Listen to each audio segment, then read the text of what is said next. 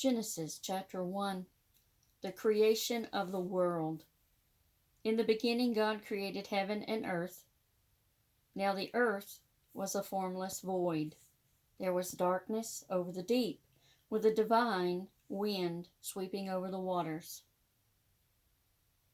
God said, "Let there be light," and there was light. God saw that light was good, and God divided light from darkness. God called light day, and darkness he called night. Evening came, and morning came, the first day.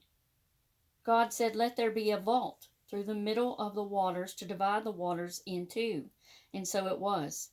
God made the vault, and it divided the waters under the vault from the waters above the vault. God called the vault heaven. Evening came, and morning came, the second day. God said, "Let the waters under the heaven come together into a single mass, and let dry land appear." And so it was. God called the dry land earth, and the mass of waters seas. And God saw that it was good. God said, "Let the earth produce vegetation, seed-bearing plants and fruit trees on earth, bearing fruit with their seed inside, each corresponding to its own species." And so it was. The earth produced vegetation, the various kinds of seed-bearing plants, and the fruit trees with seed inside, each corresponding to its own species. God saw that it was good. Evening came, and morning came, the third day. God said, "Let there be lights in the vault of heaven, to divide day from night, and let them indicate festivals, days, and years. Let them be lights in the vault of heaven to shine on the earth." And so it was. God made the two great lights, the greater light to govern the day, the smaller light to govern the night, and the stars. God set them in the vault of heaven to shine on the earth, to govern the day and the night, and to divide light from darkness. God saw that it was good. Evening came, and morning came, the fourth day. God said, "Let the waters be alive with a swarm of living creatures, and let birds wing their way above the earth across the vault of heaven." And so it was. God created great sea monsters and all the creatures that glide and teem in the waters in their own species, and winged birds in their own species. God saw that it was good. God blessed them, saying, "Be fruitful, multiply, and fill the waters of the seas, and let the birds multiply on land." Evening came, and morning came, the fifth day. God said, "Let the earth produce every kind of living creature in its own species, cattle, creeping things, and wild animals of all kinds."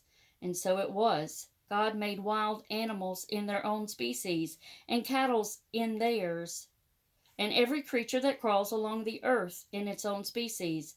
God saw that it was good. God said, "Let us make man in our own image, in the likeness of ourselves, and let them be masters of the fish of the sea, the birds of heaven, the cattle, and all the wild animals, and all the creatures that creep along the ground." God created man in the image of himself.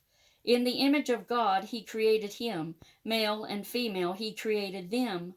God blessed them, saying to them, "Be fruitful, multiply, fill the earth, and subdue it. Be masters of the fish of the sea, the birds of heaven, and all the living creatures that move on earth." God also said, "Look, to you I give all the seed-bearing plants everywhere on the surface of the earth, and all the trees with seed-bearing fruit. This will be your food. And to all the wild animals and the birds of heaven, and all the living creatures that creep along the ground, I give all the foliage of the plants as their food." And so it was. God saw all he had made, and indeed it was very good.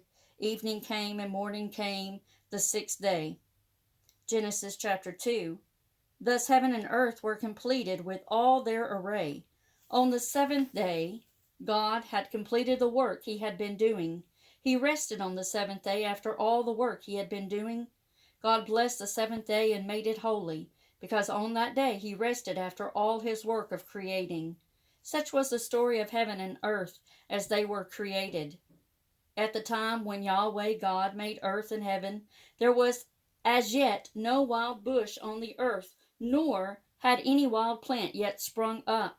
For Yahweh God had not sent rain on the earth, nor was there any man to till the soil. Instead, water flowed out of the ground and watered all the surface of the soil. Yahweh God shaped man from the soil of the ground and blew the breath of life into his nostrils, and man became a living being. Yahweh God planted a garden in Eden, which is in the east, and there he put the man he had fashioned. From the soil Yahweh God caused to grow every kind of tree, enticing to look at and good to eat, with the tree of life in the middle of the garden, and the tree of the knowledge of good and evil. A river flowed from Eden to water the garden, and from there it divided to make 4 streams. The first is named the Pishon, and this winds all through the land of Havilah, where there is gold. The gold of this country is pure. Bdellium and cornelian stone are found there. The second river is named the Gihon, and this winds all through the land of Cush. The third river is named the Tigris, and it flows to the east of Asher. The fourth river is the Euphrates. Yahweh God took the man and settled him in the Garden of Eden to cultivate and take care of it. Then Yahweh God gave the man this command: You are free to eat of all the trees in the garden, but of the tree of the knowledge of good and evil you are not to eat. For the day you eat of that, you are doomed to die. Yahweh God said, It is not right that the man should be alone. I shall make him a helper. So from the soil Yahweh God fashioned all the wild animals and all the birds of heaven. These he brought to the man to see what he would call them. Each one was to bear the name the man would give it. The man gave names to all the cattle, all the birds of heaven, and all the wild animals, but no helper suitable for the man was found for him. Then Yahweh God made the man fall into a deep sleep. And while he was asleep, he took one of his ribs and closed the flesh up again forthwith. Yahweh God fashioned the rib he had taken from the man into a woman, and brought her to the man. And the man said, This one at last is bone of my bones and flesh of my flesh. She is to be called woman, because she was taken from man. This is why a man leaves his father and mother and becomes attached to his wife, and they become one flesh. Now both of them were naked, the man and his wife, but they felt no shame before each other. Genesis chapter 3. Now the snake was the most subtle of all the wild animals that Yahweh God had made. It asked the woman, Did God really say you are not to eat from any of the trees in the garden?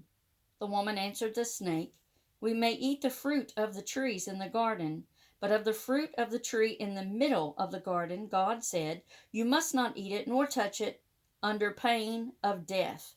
Then the snake said to the woman, No, you will not die. God knows in fact that the day you eat, your eyes will be opened, and you will be like gods, knowing good from evil. The woman saw that the tree was good to eat and pleasing to the eye, and that it was enticing for the wisdom that it could give. So she took some of its fruit and ate it. She also gave some to her husband, who was with her, and he ate it. Then the eyes of both of them were opened, and they realized that they were naked. So they sewed fig leaves together to make themselves loincloths. The man and his wife heard the sound of Yahweh God walking in the garden in the cool of the day, and they hid from Yahweh God among the trees of the garden. But Yahweh God called to the man. Where are you? He asked. I heard the sound of you in the garden, he replied. I was afraid because I was naked, so I hid. Who told you that you were naked? He asked. Have you been eating from the tree I forbade you to eat? The man replied, It was the woman you put with me. She gave me some fruit from the tree, and I ate it. Then Yahweh God said to the woman, Why did you do that? The woman replied, The snake tempted me, and I ate. Then Yahweh God said to the snake, because you have done this, accursed be you of all animals wild and tame. On your bellies you will go, and on the dust you will feed as long as you live. I shall put enmity between you and the woman, and between your offspring and hers. It will bruise your head, and you will strike its heel. To the woman he said, I shall give you intense pain in childbearing. You will give birth to your children in pain. Your yearning will be for your husband, and he will dominate you. To the man he said, because you listened to the voice of your wife and ate from the tree of which I had forbidden you to eat. Accursed be the soil because of you. Painfully you will get your food from it as long as you live. It will yield your brambles and thistles as you eat the produce of the land. By the sweat of your face will you earn your food, until you return to the ground as you were taken from it. For dust you are, and to dust you shall return. The man named his wife Eve, because she was the mother of all those who lived. Yahweh God made tunics of skins for the man and his wife and clothed them.